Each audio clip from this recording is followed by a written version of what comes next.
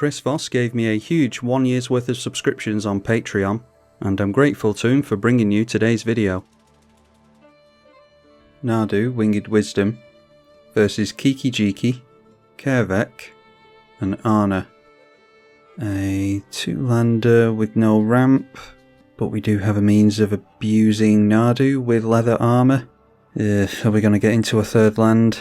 Risky, but we'll try it. Turn 1 Mana Crypt for the mono black player. And then a Corpse Churn, mill 3, return a creature from graveyard to hand. And they chose Lobelia Sackville Baggins to return to hand. Milled a land and a Vamp Tutor. And it's just a land from the other 2 players. Okay, that is Robe of the Archmagi, which can go on to our Nardu quite easily.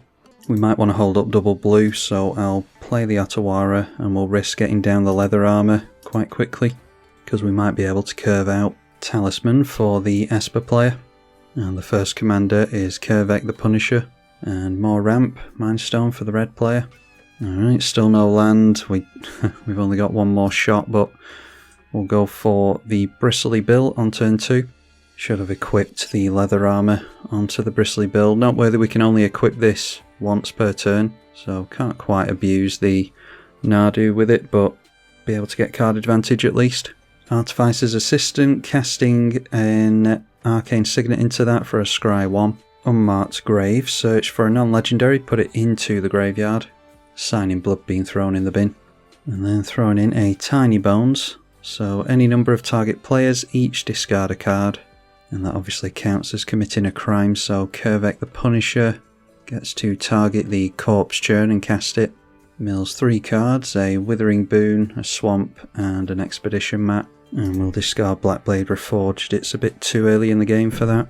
Azorius Signet being discarded over here, and a Flayer of the Hatebound for the red player. A Ruby Medallion. Alright, turn 3, we're going to see a land. We are not. So just go for a Roaring Earth and do the plus counter thing at some point in the game, hopefully. And let's equip up the leather armour onto the Bristly Bill. 1-1 at the black player, and the equipped 2-2 Glimmer Lens to the right, so draws a card.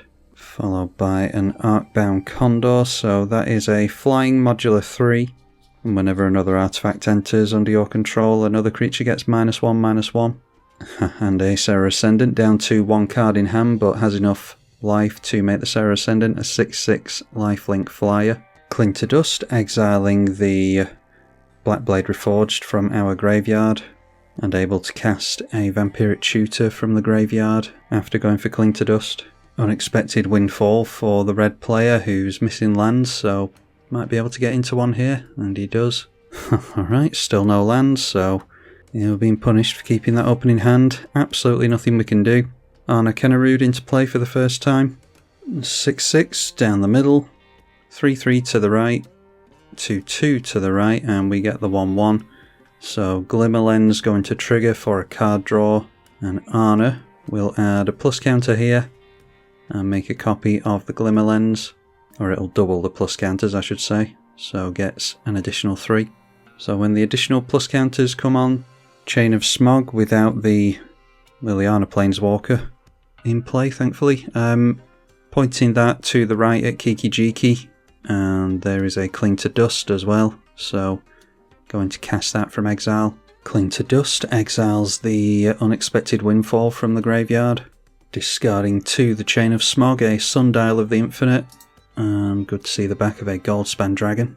And there's that card that was tutored for previously, the Lobelia Sackville Baggins, or it was pulled out of the graveyard with a mill card, wasn't it? Wasn't tutored for. And that is a legendary creature, so triggers the Tiny Bones, joins up, and we each mill and lose a life. We milled, of course, a Command Tower, could have done with that. Toxic Deluge, and a Mountain over here. Sol Ring for Kiki-Jiki, 2 cards left in hand. And there's a Trumpeting Carnosaur, so discovers 5 when it enters, and discovers into Sky Scanner, which draws a card when it enters. Alright, luckily managed to get into a land anyway, so not going to go for my commander here. I'm just going to guarantee the mana while I can. It's going to be 2 plus counters onto the Bristly Bill, and this way hopefully we'll be able to make a land into our commander next turn and get double triggers and be able to therefore get more triggers on Nardu. Alright, so it's going to be turn 6 before we actually get to do anything. I'll continue to hold up the Ward 1, 6, 7 as a blocker. A cranial plating going to add a lot of power to something. Scry 1 on the assistant as well. And the artifact entered, so got to kill off the Sky Scanner with the Artbound Condor. And then buffing up the Arna with flying, so there's a 10-4 commander now. Going to start threatening commander damage. In fact, it'll start being able to one-shot people next turn. Thieving Skydiver going to steal something away. Maybe our leather armour. Oh no, I don't think they have any mana to put into it, so maybe they take away the mana crypt. Yep, deciding to steal away mana crypt. And swinging in with everything, so it's 4 triggers on the Arna. We'll get a couple of copies of Glimmer Lens, a copy of Cranial Plating, and double the counters on the Condor. Alright, so 1-1 in at us, 2-2 to the right, 12-12 to the right, 6-6 to the right. This is now a 22-22 commander because of the Cranial Plating. Yeah, of course they get the Cranial Plating this turn, not next turn. So that knocks out the black player, and 2-2 to the right as well. So jumping up to 72 power and 22 commander damage knocks this player out, down to 9 life on Kiki-Jiki's side of the board. And now Cranial Plating goes on to the flying Thieving Skydiver. Kiki-Jiki Mirror Breaker into play for the first time and did manage to keep hold of the Trumpeting Carnosaur. And there's a Magerite Stone as well, so we'll be able to activate Kiki-Jiki twice. Copying the dinosaur, and that's a Discover 5. Takes him into a Port Razor. Untaps Kiki-Jiki. So can our opponent go infinite here with Port Razor? Makes a copy of the Port Razor. And the way this is worded, whenever it deals combat damage to a player, untap each creature you control. Yep, so all 3 coming in at us, which means we have to block the Port Razor here to keep them from going infinite. And we go down to 23.